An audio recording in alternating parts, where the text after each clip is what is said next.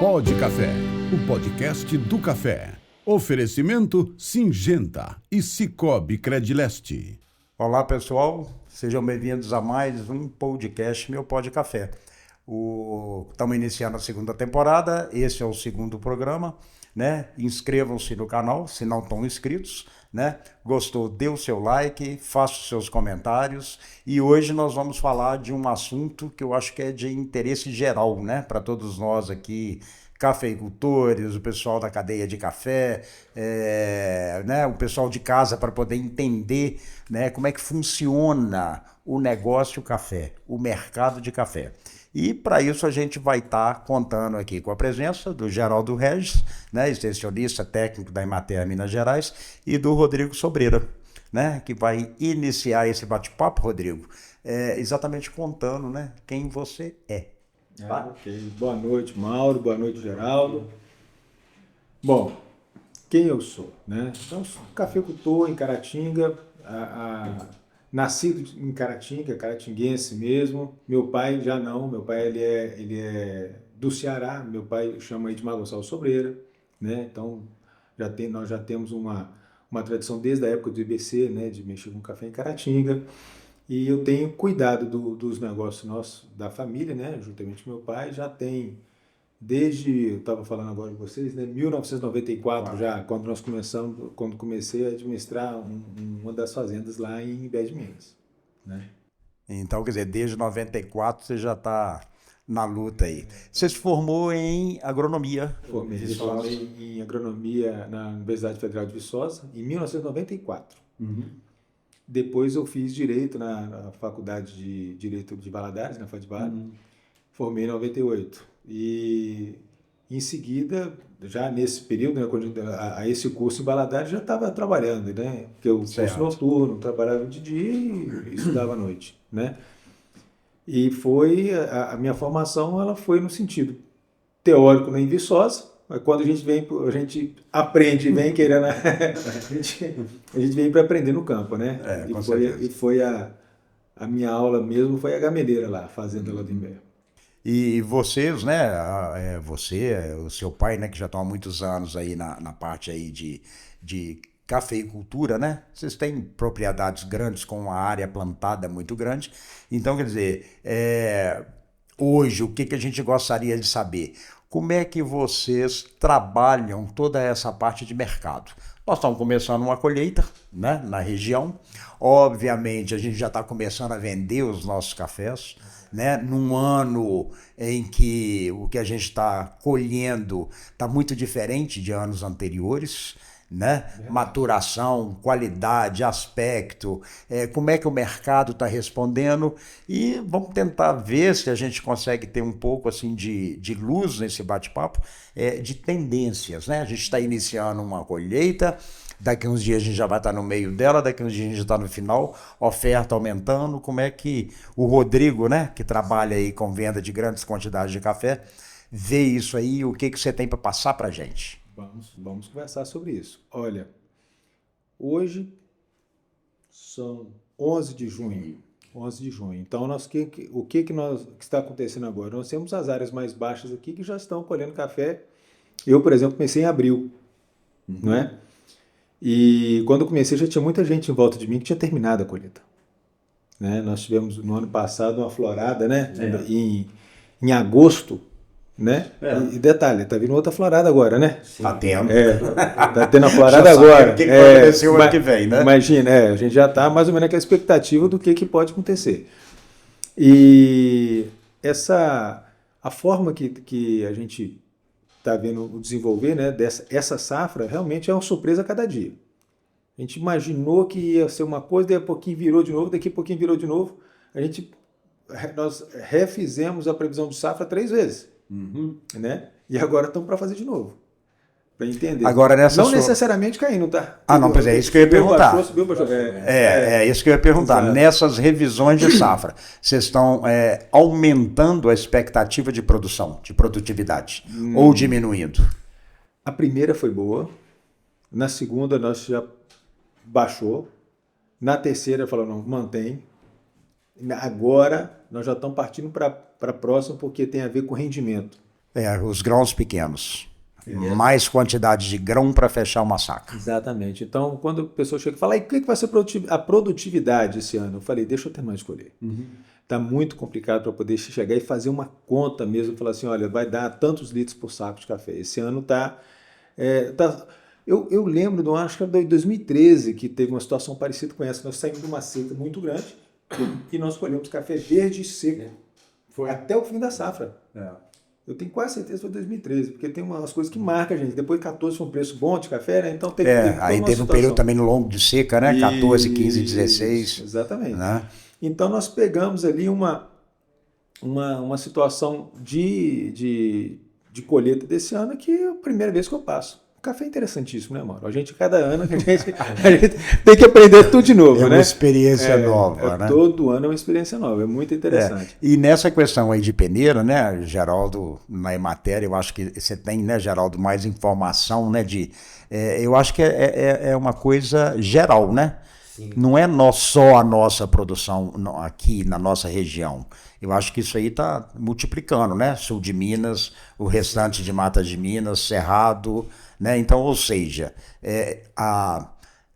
pode-se dizer que esse ano, dentro de uma expectativa, vamos colocar aquelas expectativas Conab, tá? Pode haver uma redução na oferta do café? 58 milhões de sacas não serão 58, porque se eu preciso de mais volumes de café, vamos chamar café da lavoura, para poder fazer uma saca de café beneficiado, isso significa uma perda de produtividade. Isso dá um assunto interessante. Isso dá um assunto interessante. Vamos fazer uma recapitulação rapidamente aqui. A gente sempre veio o pessoal discutindo, né, com a previsão do USDA com a da Conab. O USDA lá em cima, a Conab lá embaixo. E quando a gente vai ver as contas fechar de estoque de passagem, nunca fecharam. Nunca fechou. Olha que coisa interessante. Há bem pouco tempo atrás, nós tivemos antes da safra de 20, né, que foi a maior, né? Maior foi de 20. Nós tivemos a situação seguinte, que o estoque de passagem ia zerar. Foi 19, não sei. Isso. Que ia zerar o estoque de passagem. Então, pera um pouquinho. Então, nós pegamos... estava zerando o estoque de passagem. Vamos partir de uma premissa como se isso fosse verdade. Aí nós tivemos uma safra alta em 20 e aí o pessoal falou, não, consumiu o café e tal, não sei quanto, tanto nós viemos subindo, o mercado subindo, depois dessa safra. Nós tivemos 3 frustrações de safra. Sim. Não foi? Sim. 21, 22? 23. 23, inclusive imensa, né? Não é isso? Não. Então, se não tinha estoque, 3 frustrações de safra... Cadê o café? Cadê o café? Aí a gente pega o seguinte, como é que estão as exportações desse ano? Mais de 4 milhões de sacos todo mês. Nós já estamos com... esse mês agora, nós já estamos quase batendo um recorde histórico de exportação, que foi em 2020. Aí considera arábica e conilon. Exportação total. Mas realmente você levantar o conilon é interessante. Por quê? O conilon ele realmente teve um aumento muito grande até no ano passado, esse ano deu uma queda, né? Mas a quantidade de café que nós estamos produzindo aqui no Brasil, eu sou muito mais os números do USDA do que da Conab.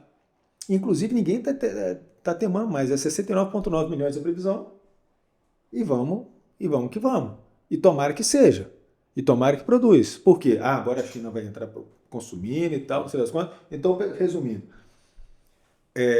a falta de café, ela é um sentimento. Eu sempre falei isso, né? A falta de café... Isso não é real, não. Desde que eu entendo assim como profissional, eu escuto essa palavra, falta café. Pessoal, isso é um sentimento, isso é uma emoção. O mercado de café é emoção. Se você vai fazer... Se você acha que vai subir, ele vai subir. O mercado acha que vai. Não tem um fundamento racional. Se essa semana vira aí, dá um dia de baixo, alguém joga notícia baixista, o que mudou no fundamento? O clima mudou, a produção, a quantidade de café armazenado? Nada. Mas o sentimento muda. Se o sentimento muda, então o mercado acompanha no sentimento. Nós tivemos, então, esses anos todos falando que não ia ter sobra. Que quer dizer que está apertado, e falando apertado o tempo todo, porém a gente está batendo recorde de exportação. Como que a gente bate recorde de exportação faltando café? Então tem alguma coisa diferente nisso aí. Então, para não a conta não dar errado, ninguém está falando mais de reclamando de super safra, inclusive se você ver as últimas notícias agora, falam o seguinte: o Brasil é o celeiro do mundo, ele vai produzir o café e vai fornecer, suprir o café das outras regiões. Né? Se ele vai suprir o café das outras regiões, então a gente tem que produzir mais. Acabou aquele negócio, não preocupa, não vamos produzir não, porque vai baixar o preço. Esquece. No sentimento de agora, é assim. Deixa eu abrir um parêntese nessa sua fala. Pode ser que baixa aqui e fala, gente, tem que daqui um mês, daqui ao mês que vem, a semana que vem, o sentimento é outro já. Abrindo um parêntese, as outras, né, regiões produtoras do mundo, vamos pegar aí os 5, 6 países aí que, né, dominam aí a produção mundial. De fato, está havendo problema de produção? Quando você fala de Indonésia, quando você fala de América Central como um todo, né, Guatemala, Honduras, Costa Rica, etc.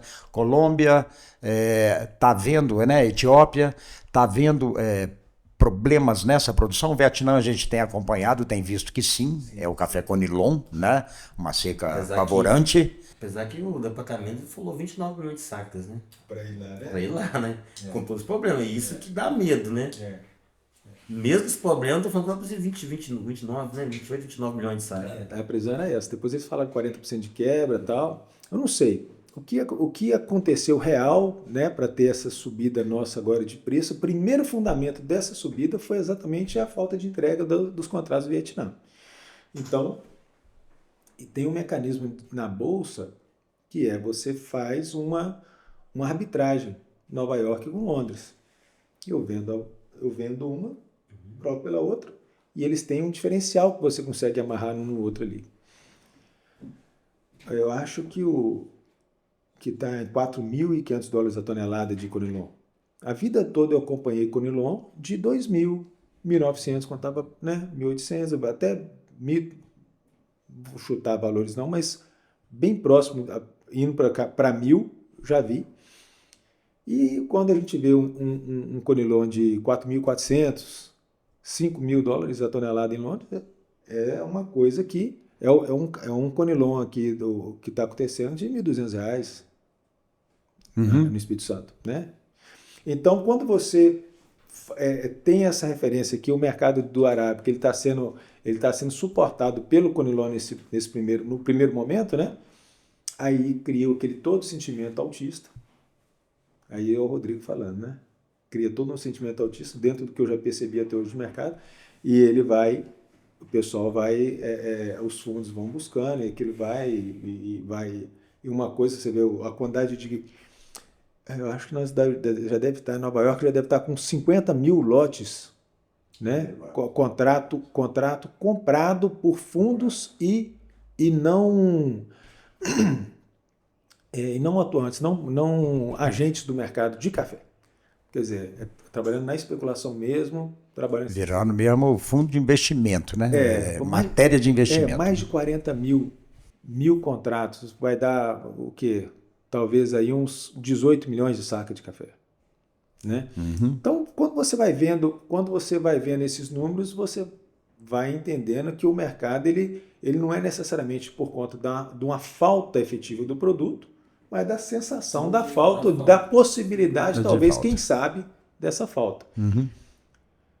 Esse ano nós estamos experimentando essa situação. O pessoal fala, nós estamos aqui em Caratinga, a gente vê, então o nosso amigo produtor está assistindo, ele viu que a lavoura dele floriu em agosto, achou, vamos colher café em fevereiro. Tão cedo que saiu a flor, então nós vamos colher mais cedo.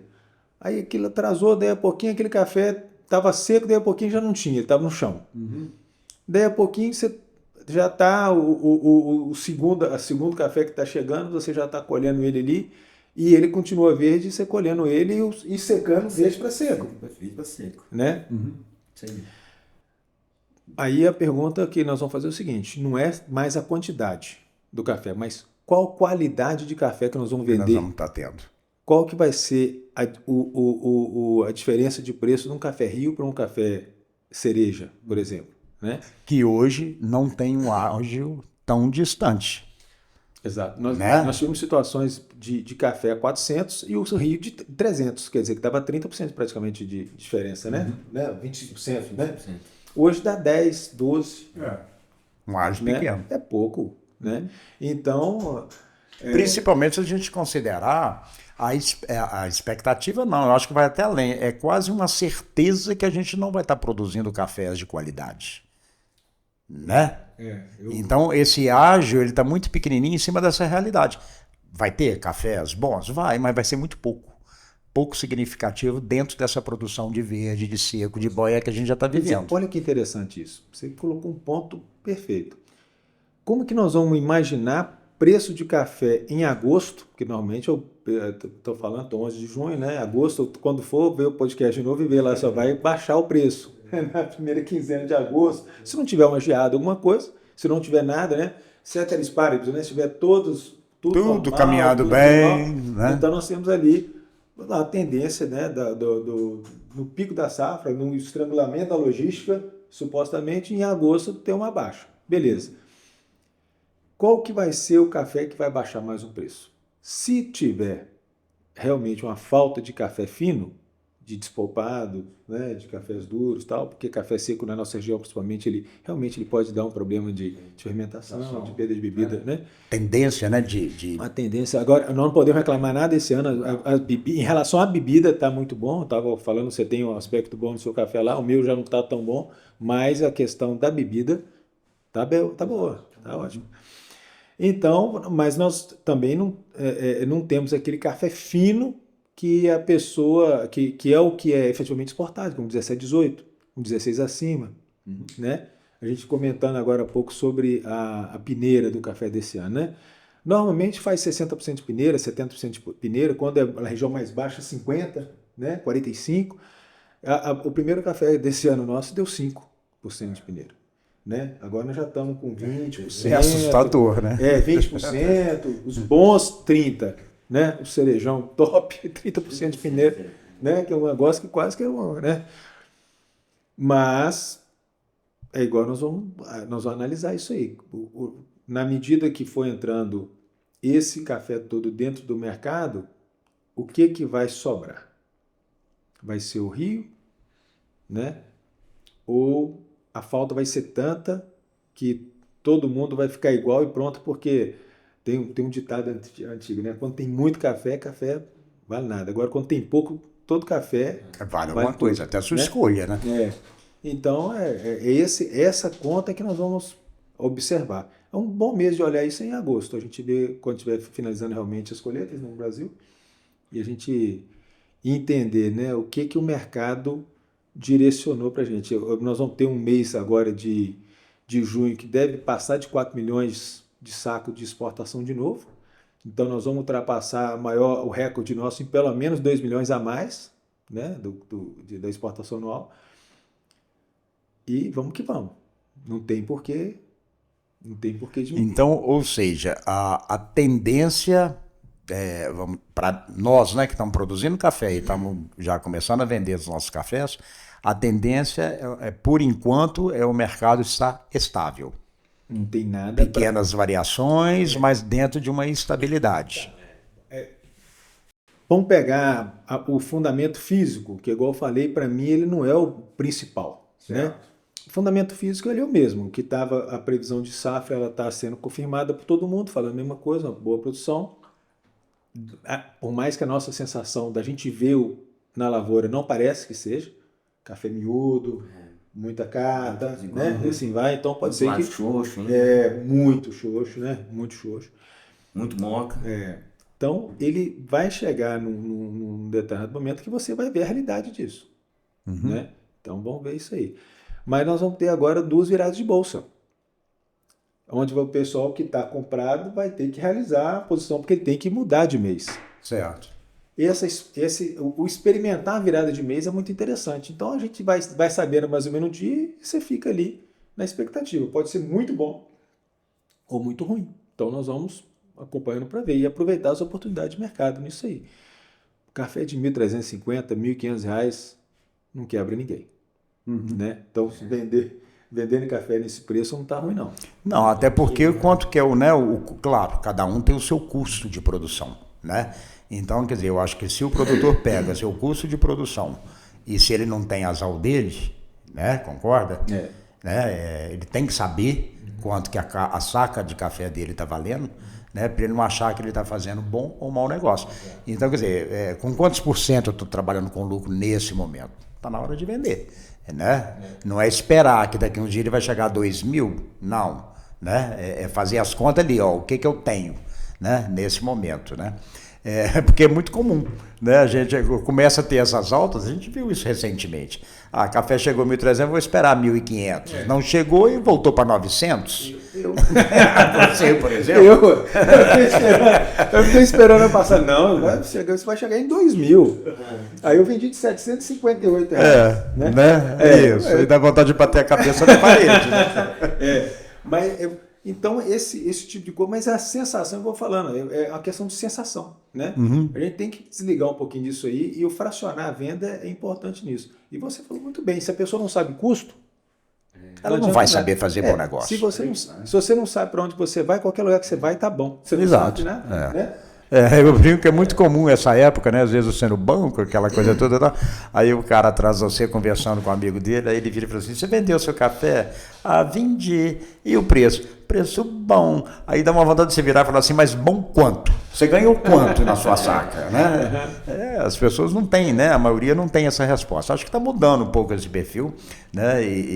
Né, na hora que a gente chama atenção para isso, é exatamente para poder mostrar, né? Você tem que saber quanto que vale, quanto que custou a sua saca, né? Saber compor um custo dela para na hora de vender você saber, olha, meu prejuízo ou meu lucro é de tanto, né?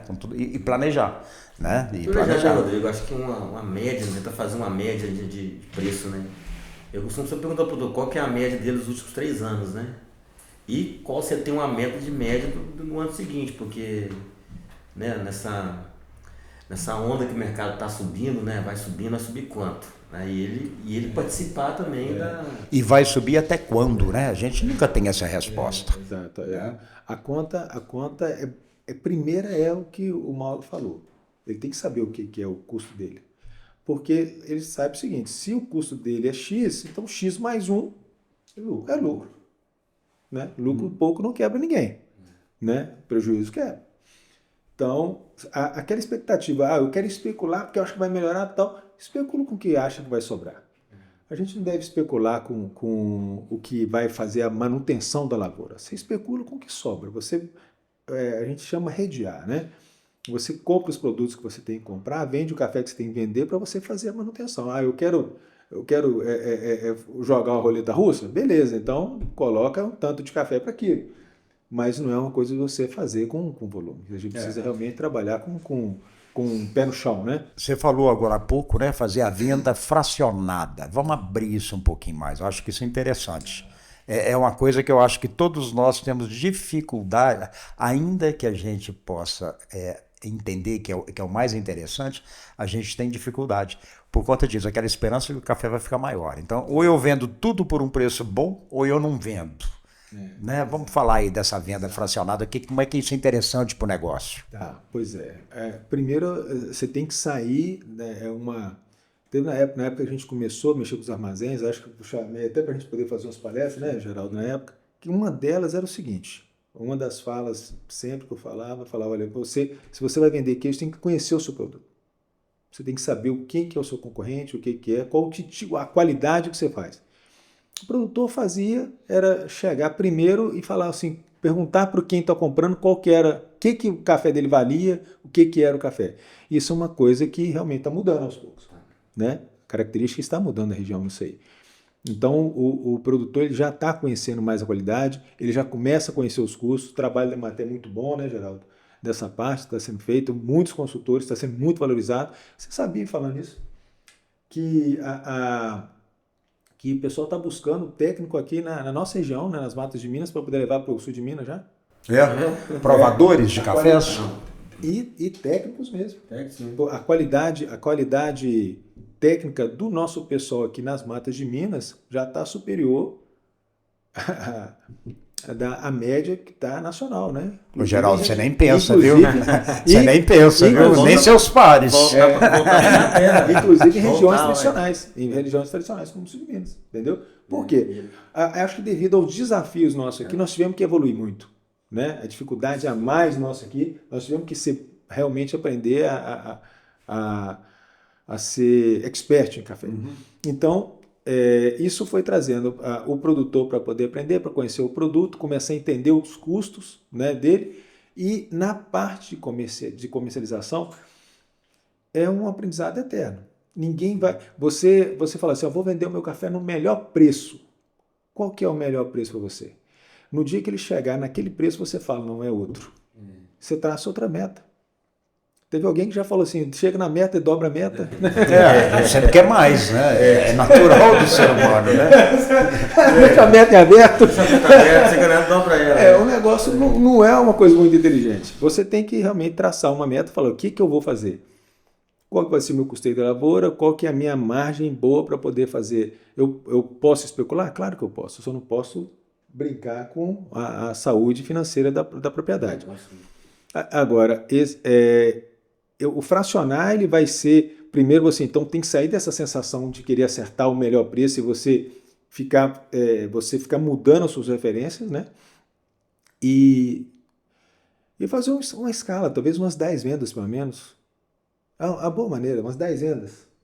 10, dependendo do tamanho da propriedade, 15 vendas durante o ano. Esse é um bom fracionamento para fazer, né? Fazer uma venda por mês, independente do mês. Ela falar assim, eu produzo 1.200 sacos de café, 100 sacos por mês. Isso é um bom formato. Talvez aquele produtor que ele tem um volume muito pequeno para ele vender fracionado, mas ele também acaba achando um caminho dele para poder vender fracionado, né? Isso dá um... Agora,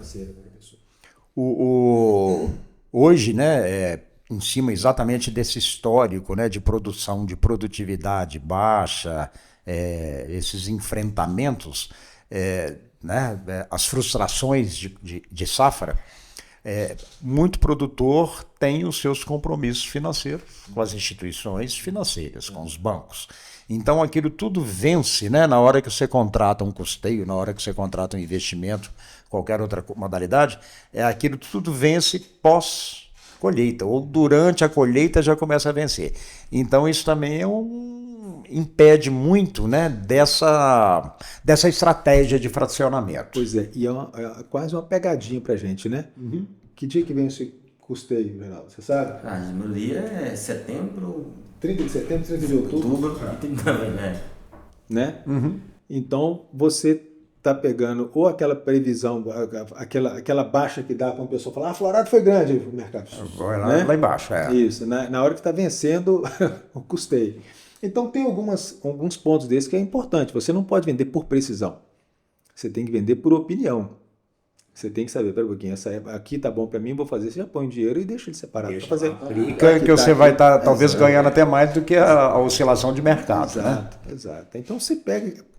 Isso acontece muito. Eu já tive muitas situações de ficar esperando para ver, depois falar, se eu tivesse aplicado o dinheiro segurado aquilo, eu tinha feito muito melhor agora. Às vezes uma aplicação besta, né? De baixo risco, rentabilidade pequena, paga mais do que a diferença. Os financeiros a seu favor, né? Mas se você está parcelando, você tem opção, né?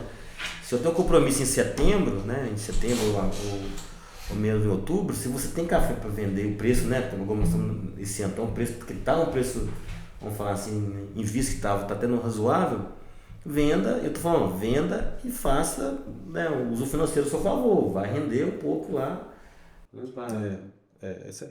Essa educação financeira, para todos nós, né? Não é só para produtor, qualquer pessoa que está assistindo a gente sabe que você tem uma renda no começo do mês, tem um salário, tem um dividendo, alguma coisa que você recebe, a aposentadoria, e você tem que chegar até no próximo... No dia de receber, né? De novo, até no próximo, né? O produtor também. O problema é que o produtor ele tem essa entrada de dinheiro uma vez ao ano. Nós estamos falando em 10 agora, exatamente para alinhar isso, para dividir isso aí, para ficar mais seguro nisso. Mas ele tem que ser trabalhado em cima disso aí. Você tem que chegar e realmente ter um fluxo de caixa, identificar as datas que você tem os seus compromissos e você antecipadamente você ter o dinheiro. E saber que aquele dinheiro ali que você tem não é porque você tem que ser gasto, você tem aquele lá porque você tem aquele compromisso para fazer. Isso é tão simples que a gente deixa passar despercebido. Né? E entra às vezes num próprio ritmo de colheita, aí você está mais preocupado em estar só colhendo o café, você esquece que você vai ter que negociar aquele café, comercializar aquele café, né? Então entra nessa roda viva e muitas vezes a gente faz bobagem, né? Perde boas oportunidades, né? Com toda certeza, né? Até as oportunidades de mercado, né? É, a gente trabalhando dentro de principalmente. lá na lavoura, vendo o negócio, quando você chega, passou, porque você estava envolvido na coisa. E sendo. Isso é outra coisa também das palestras nossas. Era que você está com. Quando você colocou o café, você ensacou o café dentro da sua tulha, colocou ele dentro da tulha, agora você está na metade do serviço para frente com ele. Uhum. Comercialização dá muito trabalho. Muito trabalho. Né? Ele só não dá trabalho se você não importar com o que você está fazendo. E é uma coisa extremamente cansativa, né? Porque você está falando da sua renda anual ali, né? Então, quer dizer, é um negócio que te dá desgaste, receio, preocupação, né? Olha a quantidade de situações que a gente viveu, principalmente no último ano, aqui na região, de vários produtores vender café e não receber. E na ilusão, né? Na ilusão de que o mercado vai te pagar alguma coisa diferente daquilo que está ali, discutido na bolsa, né? Vamos falar um pouquinho disso? Pois é. Essa é outra situação também. Eu sou um pouco suspeito para falar sobre isso, porque nós operamos com armazém geral durante um tempo. Antes disso, operei com bolsa e eu tive muita facilidade de ter acesso a bons mercados.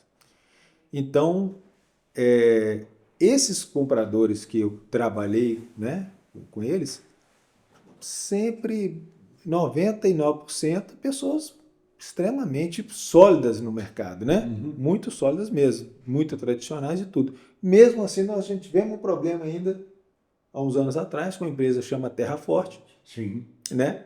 Que ela saiu do mercado. Eu não tomei prejuízo de de entregar o café e não receber, mas de uma trava que eles não honraram. Algumas travas que eles não honraram, entendeu? E então você está dentro de um contexto regional, de você estar vendendo cafés para as pessoas da região que você conhece, que vocês são tradicionais, que você tem costume, que bom, né? Agora, aquilo saiu de dentro e começou a ter propostas mirabolantes de gente de fora que como é que você vai entregar a renda sua de um ano, né, para uma pessoa que você não conhece, para receber depois, a termo e tal? Um risco muito grande, né? Muito. Então, o que faz a gente, às vezes, errar é aquela ganância, né? Fala, peraí, isso aqui dá mais um pouquinho, vou tentar mais um pouquinho. Aquilo ali sempre vai puxando o camarada que ele vai fazer um estelionato ali, ele vai buscar, isso na gente, vai buscar a vontade que você tem de, deixa eu ganhar um pouco mais. Uhum. Né? Conforme diz, todo dia acorda um bobo, né? E acorda um esperto, né? Então, de vez em quando faz negócio. E de vez em quando eles se encontram, né? Isso é um problema. Eu fiquei muito sentido com o problema que teve na época. Várias pessoas chegaram, você não vai vender café para fulano? Não, eu falei, não, esse aí não.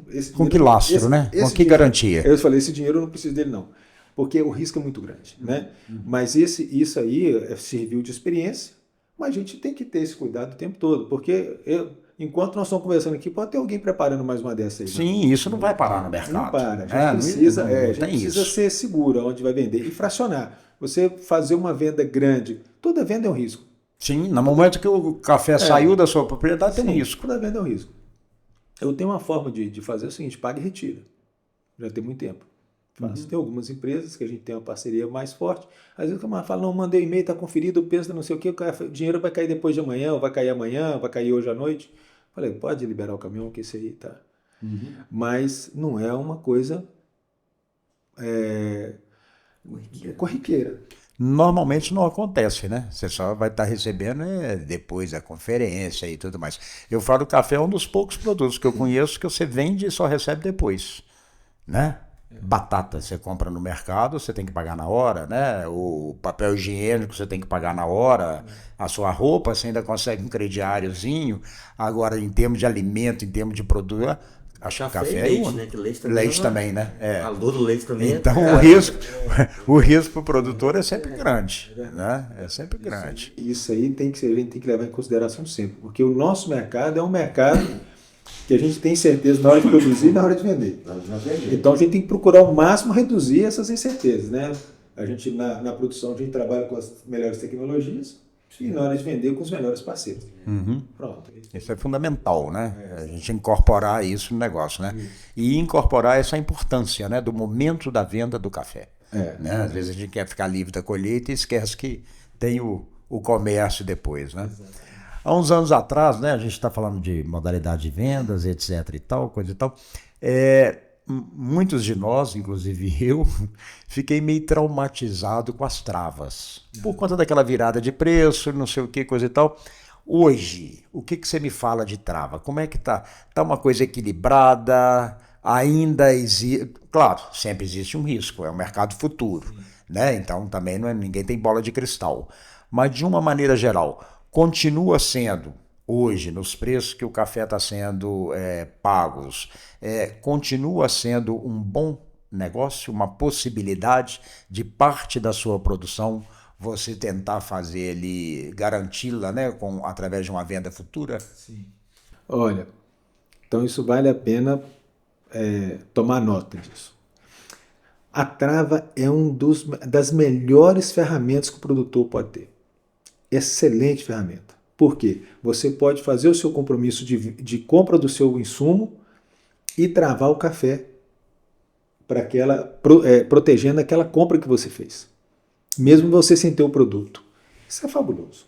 Né? Se você fosse fazer isso dentro do mercado financeiro, você ia ter que chegar e pagar o day trade, né? Ia ter que pagar a correção diária e tal. Você tem que ter um caixa para poder ficar ajustando, fazer ajuste diário.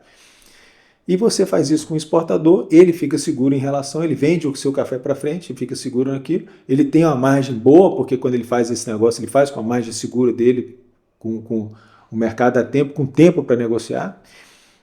E para nós, produtores, é uma maneira de você proteger o seu custo. Agora, eu quero especular. Você cai na mesma situação que a gente está falando antes. Então você vai começar a pegar um volume de café além da necessidade para você trabalhar em cima do preço, no potencial de subir, né? Não, pode ser que vai baixar e tal. Até esse período, igual você está falando, eu também entreguei café. O café estava 1.200, eu entregando 600, né? Sim. Isso aconteceu e eu tenho colegas em Manhuaçu que estão entregando esse ano ainda café de 600. Mauro está entregando café de 600 porque eu renegociei, né? Então eu tinha um volume que eu dividi, assim, mas os preços com deságios ainda por cima. Pois é. Né? Nossa, é uma dor terrível. É uma dor terrível, né? Não é brinquedo, não. Mas ele é uma coisa que realmente pode acontecer. O que a gente tem que fazer é o seguinte: não faça nada para futuro que você não esteja já redeado no que você vai comprar. Você fazendo isso, você está seguro. Por quê? Na verdade, você fez uma relação de troca de produto com coisa. Você vai ter... É quase que um barter a longo prazo.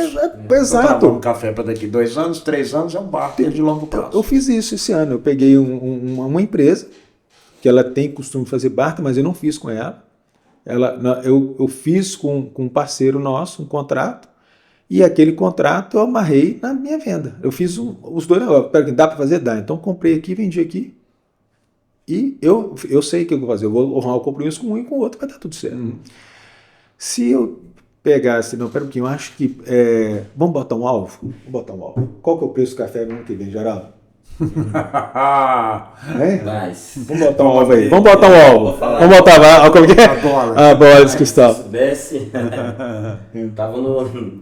Mas vamos lá, o que você acha? Uma expectativa de mercado? Muito difícil falar. Assim, hoje...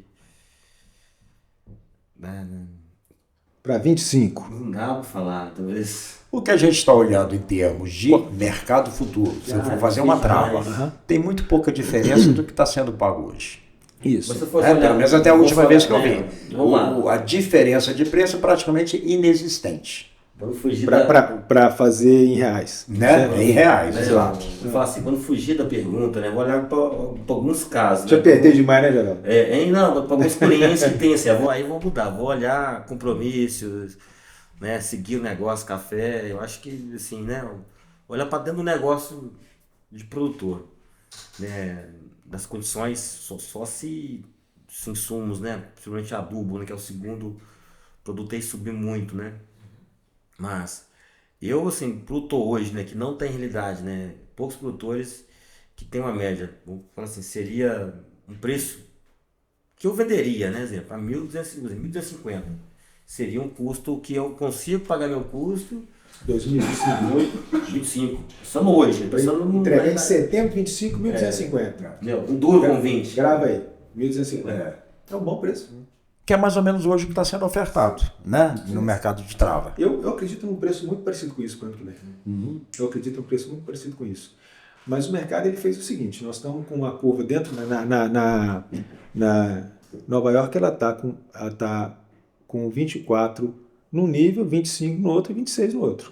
Que não é normal. O normal é que o nível esteja assim. Por causa do custo financeiro da operação no futuro. Né? Claro. E ele está invertido. Então, quer dizer, existe talvez um sentimento do mercado de uma sinalização para 25 de baixo. Menor do Aí que... Aí volta a ideia do sentimento. Né? Volta o sentimento. Né? Isso a cada momento vai. É lógico que tem alguns fundamentos que são... Né? Se faltar efetivamente o produto, realmente vai acontecer. Igual aconteceu com o Conilon. Realmente faltou o produto, o pessoal não fez.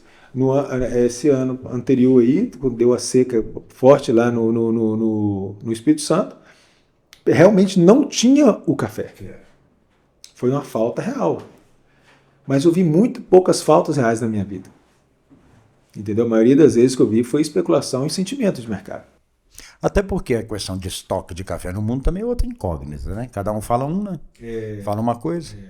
O pessoal fala agora o seguinte, que a produção que produz 8 milhões a mais do que consome. Né? E está assim, 3, 5, 8 e tal, e assim vai. É muito pouco. Se você pensar que no Brasil, 4 milhões de sacos, só nós, né? Num mês? Então, já exportamos 8 milhões, já exportamos essa diferença. Pois é. Então, isso aí não é uma coisa tão significativa. Eu entendo que para a gente fazer traçar uma meta, o Geraldo falou, ele pegou, sabe o que o Geraldo fez a conta? Ele botou 50% de lucro. Mais ou menos, Geraldo? Porque R$800 de custo, 800 e pouco, né? Para 1.200. 50, o que você acha? 50% de lucro é bom ou ruim? É lógico que é bom. Opa! Eu não sou dono de hotel, eu não sou dono de loja de roupa para vender com 200, eu sou só produtor de café. Ótimo. Nós estamos nessa aí, né? Então é um bom negócio. Então, se passar disso, ótimo. Mas se não, o que eu vou fazer? Eu vou pegar e vou fazer essa trava, dá para fazer mais. Estou falando, sinalizando no valor do Geraldo. Né? No valor que o Geraldo está, se ele quiser fazer pontuado dessa forma, tiver algum produtor que fala, pera, a conta do Geraldo é boa, hoje ele consegue fazer a 1.350. Né? Ele consegue fazer acima disso ainda. É saudável desde que seja e faça realmente. Para que meus compromissos são esses, eu vou proteger meus compromissos. Eu vou tirar uma parte da minha produção, né? Também o erro que é comum é achar o valor de trava tá legal, eu vou travar 100%. Não pode. Não. Isso aí é fria. Porque pode reverter, é o que aconteceu. E na hora que reverte... Né? Tem até um número interessante para isso. Você pode trabalhar com 35% a 40% na boca da safra. Vendia o café na folha, como o pessoal falava antigamente. Né? Na boca da safra, 35% a 40%. Dali para trás, você vai tirando 10%, 8% por mês, até você chegar para o quê? Em agosto, você não pode chegar e fazer uma trava de 30% para frente. Você tem que ir fazendo de maneira que você vai observar se você vai ter o café e tal. Né? Tem que trabalhar com segurança nisso aí. Mas se eu tenho um alvo de R$1.250 e eu quero fracionar, eu posso também vender fracionado no futuro. Eu posso, de toda forma, é bom fracionar. Né? Até porque, Rodrigo, eu falo esse preço, porque na hora que a gente vai estudar, eu falo assim, existe o preço do mercado, existe o preço do produtor. Na hora que eu vou pegar a média do produtor, né, a média esse ano que eu vi, né, no fechamento da safra da 23, né, 22, 23, né, colhida, não passou de R$ 950 reais de média. O melhor preço que eu vi foi 1.050. Esse ano, assim, né, só tá vendendo ainda, não tem as médias, né? Mas eu não acredito que o produtor vai fechar R$ 1.200 reais de média de venda. Deus te ouça, é um bom preço. Né?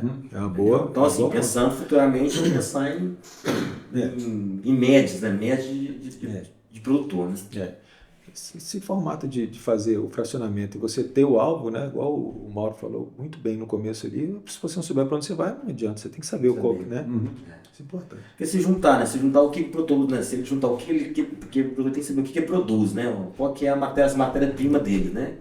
Souber lá os pelo menos 4 tipos de café que ele produz, né?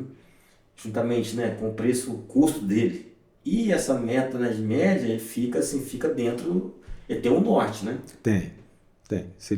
Ele tem que conhecer o negócio deles. Ele tem que conhecer o negócio, tem que conhecer o produto, tem que conhecer os custos. Aí a chance de errar é pequena, né? A chance de errar é pequena. O que vai fazer errar, o que é? É especular, né? Especular demais. Especular demais. Você pode até tirar um tantinho ali para você brincar. Especular com 90% de café dentro de casa. Não dá. Nem na venda física, nem na futura é saudável fazer isso, não. Com certeza. O Rodrigo, talvez seja uma pergunta idiota, né? Não é uma pergunta, né? Eu quero ouvir a sua opinião. Você, né, com esses anos todos de café, você está falando de 94, né? Você, né, vem de uma família de cafeicultor. Então, ou seja, é muito mais do que de 94 para cá, né? Porque sua formação foi muito em cima de café. Você continua vendo café do ponto de vista de médio prazo ou de longo prazo como um bom negócio? Vou te contar a história. Comecei a falar antes, né? Em 2020, nós tomamos uma decisão lá em casa de não investir mais em café. Em 2020. Nós fomos numa feira em Uberlândia, né? Naquela de irrigação. Beraba, né? Beraba. Fenicafé? Fenicafé em... Araguari. Isso, é lá. E aí... É tudo igual, né? E a gente... Tem uma piada disso. Não vou falar não, vai chegar lá. Mas se você... então nós chegamos naquele ponto seguinte, tinha saído de 99, você vê, 2003, o que aconteceu? O café de $37 nós vendemos. Né? Sim. Foi o ano que eu vim pra cá, que eu falei, vou trabalhar com cafeicultura. Quando chegou, eu falei, que é isso? O que eu vim fazer? Pois é, você chegou no... Tá bom que pra você tudo é bom agora, porque igual aquilo eu nunca mais vi. Igual aquilo eu nunca mais vi. Eu lembro que meu pai ainda virou pra mim e falou assim, olha, isso é pra mostrar pra você, pra não desistir. Porque pior do que isso não pode ficar. Então é bom que você tenha começado pra você ver que isso existe. Falou bem falado. Na cafeicultura. Realmente, graças a Deus, acho que pior. Mas ele tem... Então, dentro desse período, e nós fomos vendo, né? Nós tivemos período de preço bom e preço baixo, mas os custos e os valores que estavam dentro desse período, nós nunca tivemos um resultado bom naquilo, né? Nós vimos que a gente percebeu que a gente tinha que cuidar do que tinha, manter, mas não aumentar. Não falar, pera aqui, nós vamos desenvolver mais. Teve muitas pessoas que nos anos de 99, 98 investiram muito em café e nesse período que a gente falou, nós vamos segurar a mão, né? Esse pessoal estava vendendo as propriedades, né? Porque fizeram compromisso. Então nós estamos falando aqui de uma coisa de 25, 26 anos atrás que teve um período de uma quebradeira grande aqui. Sim. Foi geral. Foi geral. Foi.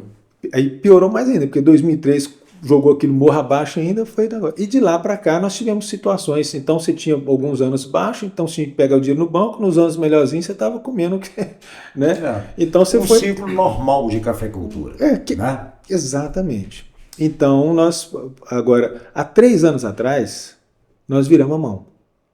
Nós pensamos o seguinte, não, o mercado está mudando diferente, está diferente agora.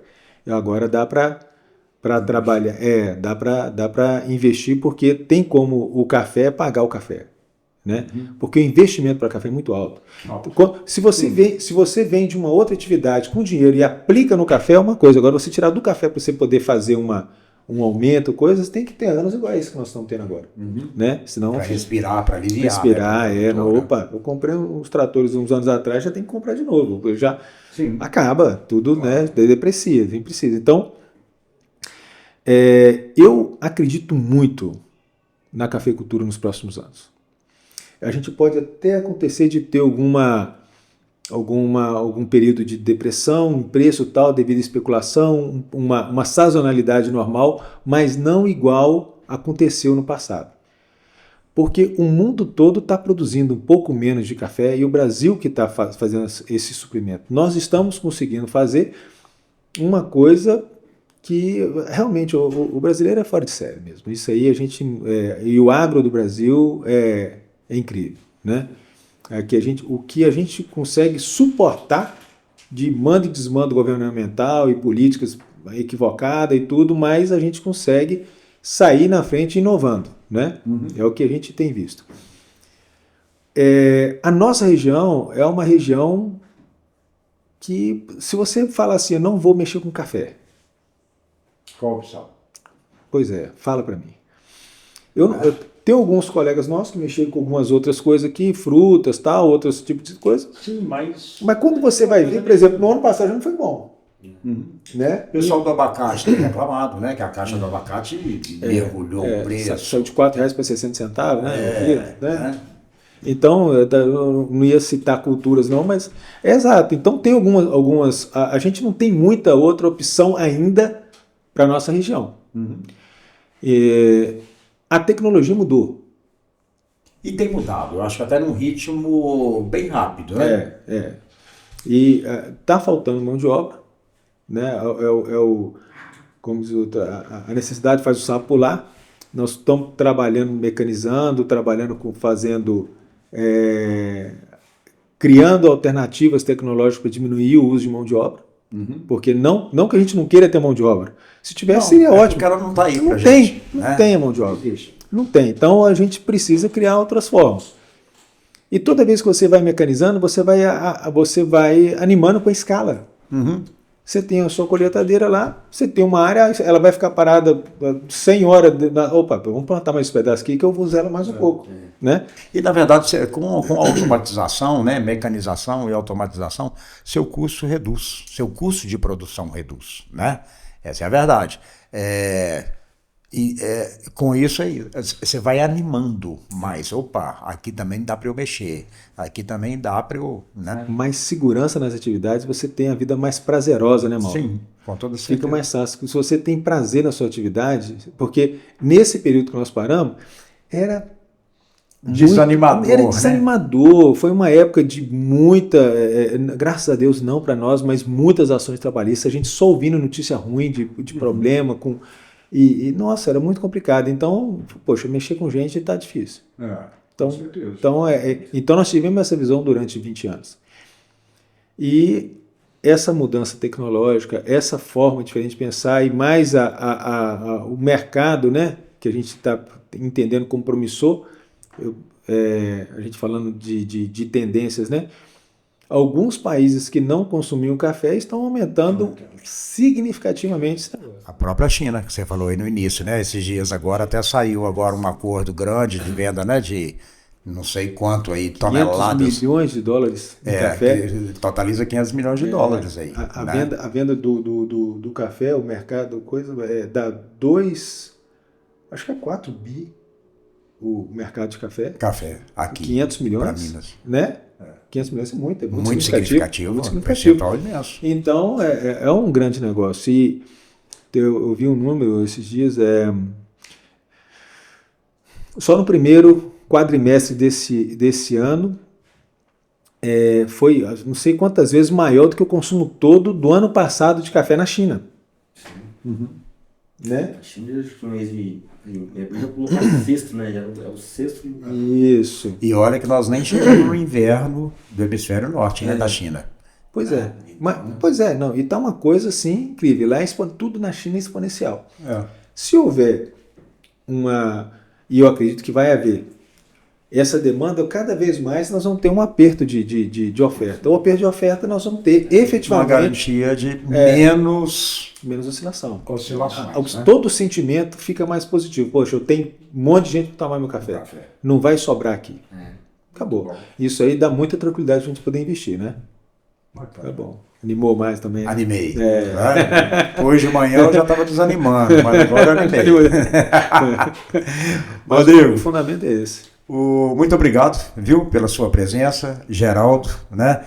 Ao espectador, né, ao ouvinte do podcast, eu espero que vocês tenham gostado, dê o like, façam comentários, tá? E se não estão inscritos, inscrevam-se, né? Aperta lá também o botãozinho da notificação, quando tiver programa novo no ar, vocês vão ser informados, tá? Então, muito obrigado também pela presença de vocês, né? E mais uma vez, muito obrigado, achei extremamente rica a nossa conversa. Claro, achei muito, principalmente muito nesse momento, né, que a gente sempre fica, né, produtor sempre fica inseguro. Então gostei muito, né? Espero que vocês tenham gostado. Até breve, até o próximo programa.